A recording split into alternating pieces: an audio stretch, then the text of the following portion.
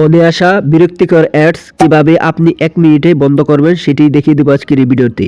তো আমরা অনেকেই অনেক অ্যাপস ইউজ করতে যাই, হোয়াটসঅ্যাপ এবং ফটো নামে অনেক অ্যাপ ইউজ করতে যাই, তখন আমাদেরকে বিরক্তিকর অ্যাড এসে আমাদেরকে অনেক ডিস্টার্ব করে, আমরা সেগুলো সেভ করতে পারি না। তো কিভাবে অ্যাডস বন্ধ করবেন সেটি আপনাদেরকে দেখিয়ে দিব। তো তার জন্য চলে যাবেন সরাসরি আপনার ফোনে থাকা সেটিংসে আসার পর তারপর নিচের দিকে চলে আসবেন। এখান থেকে একটি অপশন দেখতে পারবেন কানেকশন অ্যান্ড শেয়ারিং। তো আপনি এখান থেকে মোবাইল নেটওয়ার্কও থাকতে পারে, না হলে আপনি উপর থেকে সার্চ করে তারপর এই অপশনটি বের করে এখানে ক্লিক করে দিবেন। তো ক্লিক করার পর তারপরে এখান থেকে প্রাইভেট ডিএনএস নামে একটি অপশন দেখতে পারবেন। তো সরাসরি প্রাইভেট ডিএনএস অপশনটি ক্লিক করে দিবেন। তো ক্লিক করার পর তারপরে এখান থেকে অটোমেটিক সিলেক্ট করা রয়েছে। তো এখান থেকে নিচের দিকে যে অপশনটি দেখতে পাচ্ছেন প্রাইভেট ডিএনএস, তো আপনি এই অপশনে ক্লিক করবেন। তো ক্লিক করার পর তারপর এখান থেকে dns@guard.com এই লেখাটি আপনি এখানে লিখে দিবেন। তো এই লেখাটি আমি স্ক্রিনে দিয়ে রাখবো। তো আপনি এই লেখাটি লিখে তারপরে এখান থেকে সেভ বাটন রয়েছে, তো সেভ বাটনে ক্লিক করবেন।